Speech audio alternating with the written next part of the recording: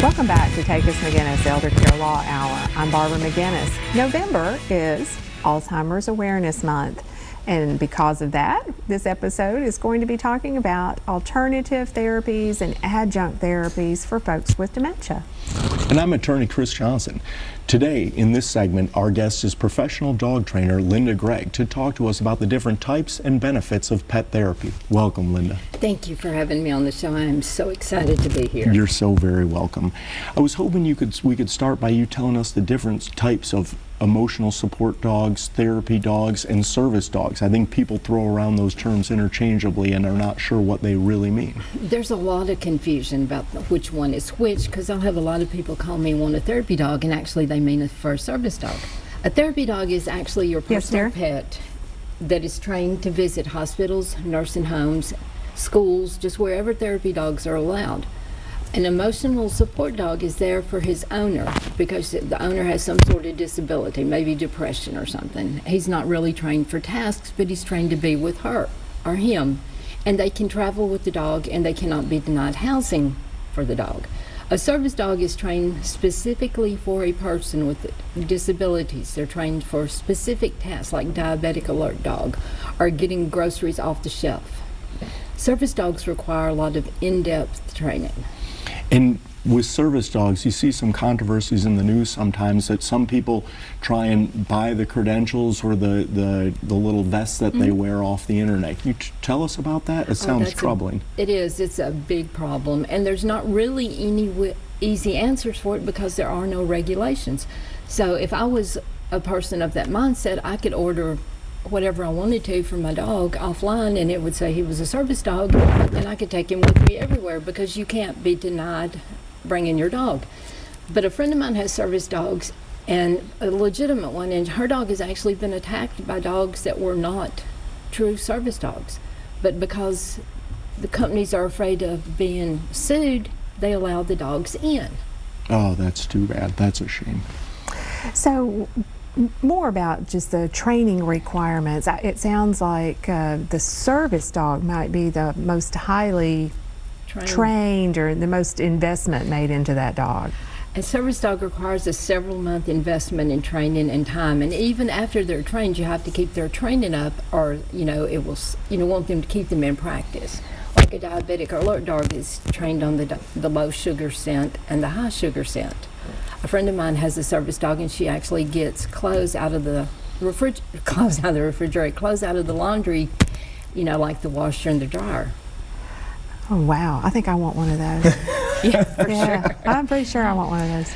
Are there different types of rules for the different types of animals as far as legal access to public spaces? There are. A therapy dog can only go where therapy dogs are allowed. Like we said, hospice places, nursing homes, schools, any facility that will welcome them. They can't go anywhere else unless it's dog friendly.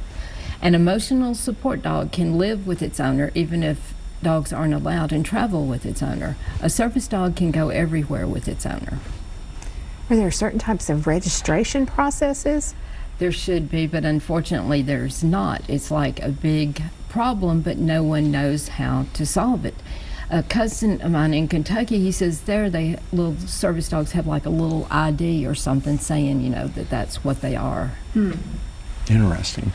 Now, there's so many different types and breeds of dogs. Can any dog be a therapy or service dog? I would say any breed of dog could. Some might be more suited for it. Like, you get like a high working line Malinois or something like that, he might have a hard time being a therapy dog or a service dog. So there are breeds that lend themselves better to being this type of dog or a service dog or whatnot. That's probably why we see so many golden retrievers and that are all of those dogs, any of those dogs, the service dog or the therapy dog. But more than anything, I think it's the temperament of the dog. When I would screen therapy dogs, I would look for a dog that wanted the attention. The dog that the more he gets attention, the more excited he is. He just thrives on it, instead of a dog trying to get away from the people. Yeah. So particularly, how would any of these trained dogs relate to patients with dementia? I was reading a study in a couple of magazines, and they were talking about patients with dementia with the therapy dogs. They actually help them stay calm. They help them eat more. They bring them pleasure. They give them joy. They make them happy.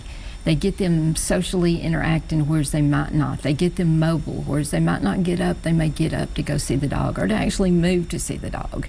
They just have a calming effect on them all the way around. But that sounds like how any of us relate to our pet almost, or it could help any older person with mobility issues and socialization concerns. But anything particularly about the dementia patient?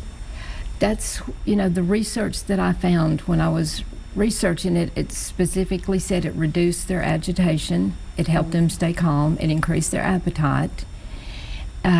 And it is because, there are people like we are, even though they may have dementia, may have an issue, they still, basically, somewhere inside, they're still themselves. And that just goes to show how valuable therapy dogs are in bringing pleasure to everybody. That's right. Absolutely. Now, is the pet therapy, it literally is just having the pet there in the vicinity with the patient. Is there anything specific to the interactions? Well, when you go on a visit, you take your dog, and we would always ask, introduce myself. Hi, I'm Linda. I've got my dog Stormy here. Would you like a visit? And if they want a visit, we'll go in and I'll position Stormy, if he's not already up there trying to get attention, position Stormy where they can pet him.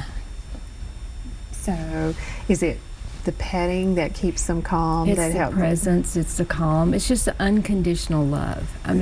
Some of the dogs, they just exude joy. They just walk in the room and the people light up. Yeah. Is there any shortage of volunteers, or how do you go about volunteering? If you want to volunteer, I work with Therapy Arc, and we are registered through Intermountain Therapy Animal. But Therapy Arc is therapyarc.org if you want to look them up on the internet. Yeah. Very good. I just had a quick question as far as the different levels of training for the dogs. It sounded like certainly for the service dog that could get expensive with the amount of training that goes in.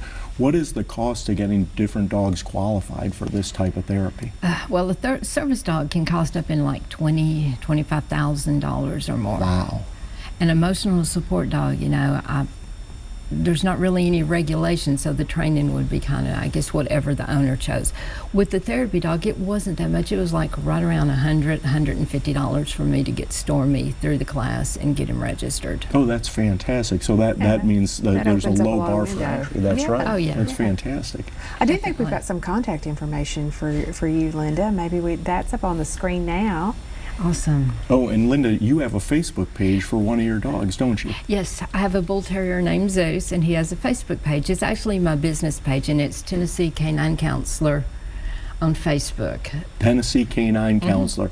And does your bull terrier put out some posts on occasion? Yes, my bull terrier makes daily inspirational quotes and posts, and he's kind of got a warped sense of humor, so he has a following right now. How adorable is that? Well, it sounds like that might be worth checking out. All right. Well, I think, is there anything else you want to tell us about your therapy dogs? I think they're awesome. I feel really blessed to be able to work with dogs, and they've taken me on journeys I've never expected. And just to see the look on kids' face, it makes it, when their face lights up, or even older people. Sure. It just makes it all worthwhile. It touches my heart. Absolutely. That's so sweet. Absolutely. So thank you for being here. Thank you. Thank you for what you do. And when we come back from break, we're going to talk about the role of music therapy for dementia care. Thanks.